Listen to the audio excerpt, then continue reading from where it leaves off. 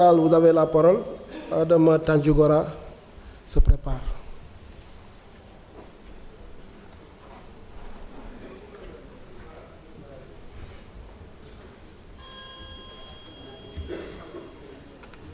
Merci beaucoup, Monsieur le Président,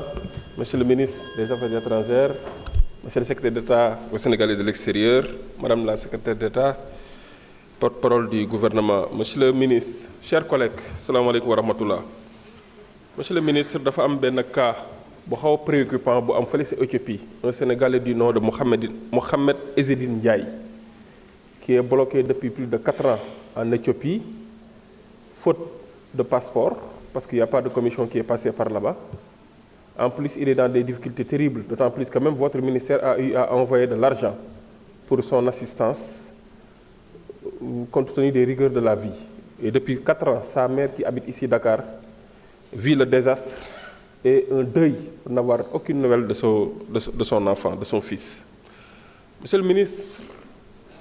très honnêtement, je voudrais avoir une information par rapport à ce qui s'est passé en Guinée-Bissau, avec effectivement le passage de l'ancien président à la suite d'un crime contre la démocratie, d'un crime contre une élection, contre la souveraineté populaire, et faisant du Sénégal un lieu de passage pour aller définitivement s'installer au niveau du Congo-Brazza. J'aimerais avoir une information, parce que je considère que quelqu'un qui invoque un pseudo-coup d'État pour confisquer la volonté du peuple de Guinée-Bissau ne doit pas mériter d'une assistance de l'État du Sénégal pour effectivement laisser courir un semblant de coup de force, de coup d'État, alors que l'élection doit suivre son cours jusqu'à la proclamation des résultats. Et je ne peux pas comprendre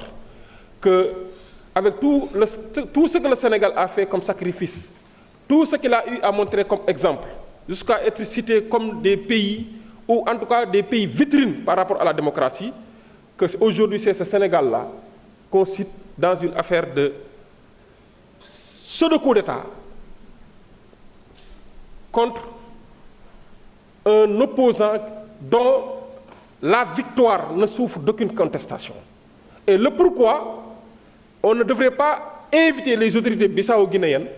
à poursuivre le processus électoral et dire tout ce qui s'est passé dans les urnes, c'est-à-dire imposer la volonté populaire. Aujourd'hui, ce qui se passe est que ce serait un précédent dangereux si demain, ce coup de force entraîne des conséquences au plan sécuritaire, des conséquences même au plan civil au niveau de Guinée-Bissau. Et le Sénégal aurait été cité comme étant un pays, entre guillemets, je pèse bien mon mot, complice de ce qui s'est passé jusqu'à la fuite de Ambalo. Monsieur le ministre, il y avait un projet d'affectation de magistrats de liaison, au niveau des ambassades. Il y a 1 an de cela, jour pour jour, effectivement, c'était votre prédécesseur qui avait été interpellé et c'est elle-même qui nous avait dit, je parle de Madame la ministre, de l'actuelle ministre de la Justice, qui avait dit qu'effectivement, il y a un projet d'affecter des magistrats de liaison au niveau des ambassades pour renforcer l'assistance diplomatique et consulaire des Sénégalais qui sont en difficulté avec la loi au niveau des pays étrangers, c'est-à-dire une assistance judiciaire. Je pense que c'est tellement attendu, d'autant plus qu'il y a tellement de compatriotes qui sont dans des geôles, dans des prisons au niveau à l'étranger, notamment entre le Maroc, l'Espagne, l'Italie et même aux États-Unis, et pour qui d'ailleurs le Sénégal a eu à faire des sacrifices pour les assister, mais du côté de leur famille, c'est toujours le branle-bas, c'est toujours des problèmes, il n'y a pas d'assistance, et je pense que les magistrats sont mieux habilités à connaître un peu les rois judiciaires pour apporter l'assistance judiciaire, voire même consulaire et diplomatique par rapport à ces Sénégalais-là qui sont dans des difficultés. Je voudrais avoir une idée sur ce que le Sénégal est en train de faire par rapport à ce projet. Merci beaucoup, honorable. Adama Tandjigora, vous avez la parole. Al-Sagnan se prépare.